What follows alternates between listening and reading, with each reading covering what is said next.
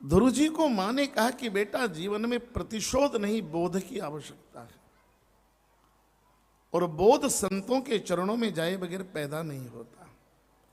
तू पिता से प्रतिशोध लेगा, मां से शोध लेगा, भाई से प्रतिशोध लेगा, नीचे मत गिर मेरे बेटे, ऊपर उठ, जा परम पिता की गोदी में जा बैठ।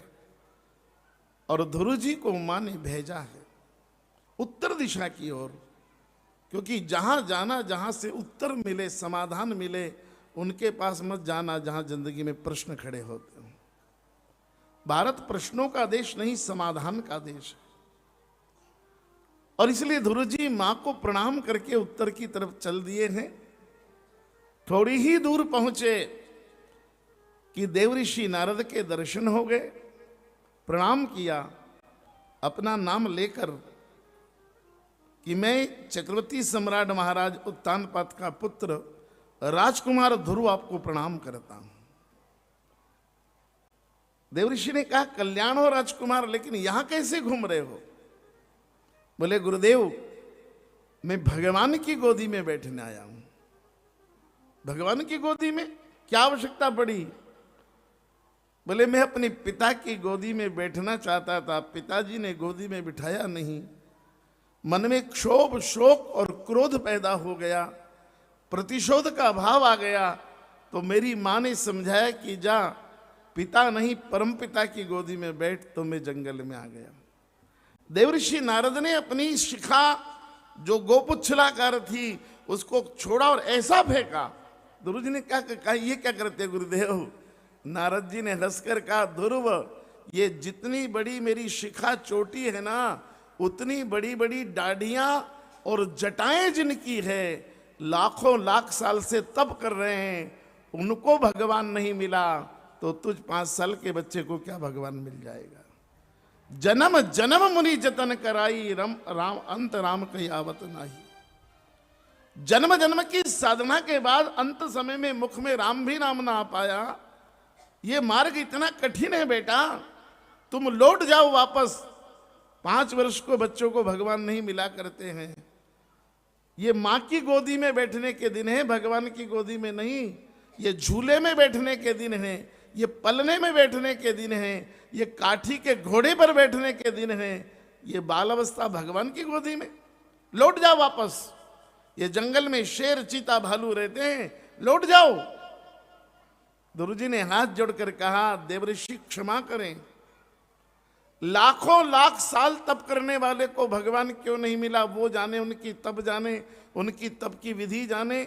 मुझे भगवान मिलेगा, जरूर मिलेगा, और गोदी में भी बिठाएगा। देवऋषि नारद ने कहा इतना भरोसा, इतना सुनिश्चित हो तुम? क्यों? ध्रुव जी ने कहा मैंने कहा ना भगवान मिलेगा और गोदी में बिठाएगा, मुझे भरोसा। बोले क्यों, किस बात का भरोसा? बोले देवऋषि, मेरी मां ने कहा है ना कि बिठाएगा। और सुनो देवऋषि, मेरी मां कभी झूठ नहीं बोलती, तो मेरी मां का ये वचन भी कभी झूठा नहीं हो सकता। और सुनो देवऋषि, लाखों लाखों साल की तप तपस्याएं जप अनुष्ठान निरर्थक जा सकते हैं, लेकिन मां का आशीर्वाद कभी निरर्थक नहीं जाता। मां की दुआएं कभी खाली नहीं जाती। मेरे साथ मेरी मां का आशीर्वाद है, मुझे भगवान गोदी में जरूर बिठाएगा। नारद जी ने ध्रुव को खींचा और गले से लगा लिया। ध्रुव जी ने कहा क्या आप रो रहे हो? नारद जी ने कहा ध्रुव, आज तूने मुझे मेरी मां की याद दिला दी। पूर्व जन्म में मैं दासी का बेटा था, किसी की झूठी बची हुई रोटी खाता था, किसी के उतरे हुए कपड़े पहनता था, पर मेरी मां ने एक दिन एक साधु की गोदी में बिठा दिया, एक संत की गोदी में मेरी मां ने बिठा दिया। तो मेरी मां ने संत की गोदी में बिठाया ना, तो आज मैं भगवंत के चरणों में देवऋषि बनकर बैठा।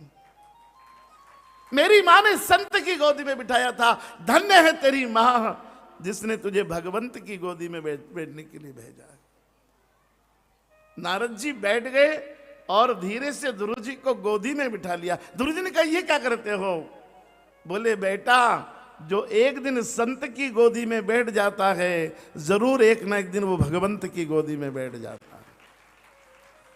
जो संत की गोदी में बैठेगा ना वो जरूर एक दिन भगवंत की गोदी में। आप पहले मैं तो बिठाऊं तुझको।